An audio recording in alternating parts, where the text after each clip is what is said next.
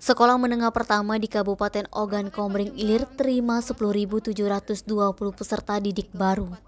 Kepala Dinas Pendidikan Kabupaten Oki M. Amin SPD melalui kasih kurikulum SMP Dr. Andes Marlian MM, ia mengungkapkan tahun ajaran 2022 atau 2023 menerima sebanyak 10.720 peserta didik tingkat SMP.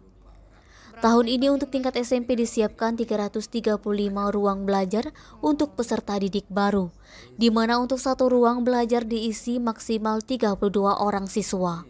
Dari jumlah 335 ruang belajar tersebut berasal dari 104 sekolah, di mana dalam hal penerimaan peserta didik baru ini, pihak sekolah mengajukan terlebih dahulu ke Disdik untuk jumlah kuota siswa yang diterima.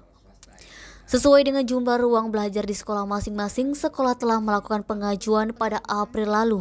Setelah disetujui, baru dibuka pendaftaran. Dari pembukaan daftar peserta didik baru, setiap sekolah biasanya terpenuhi sesuai dengan jumlah ruang kelas yang mereka buka. Seperti SMP Negeri 1 Tanjung Lubuk dengan kuota kelas sebanyak 6 ruangan kelas. Untuk SMP Negeri 4 Kayu Agung dengan kuota 8 kelas ruang belajar.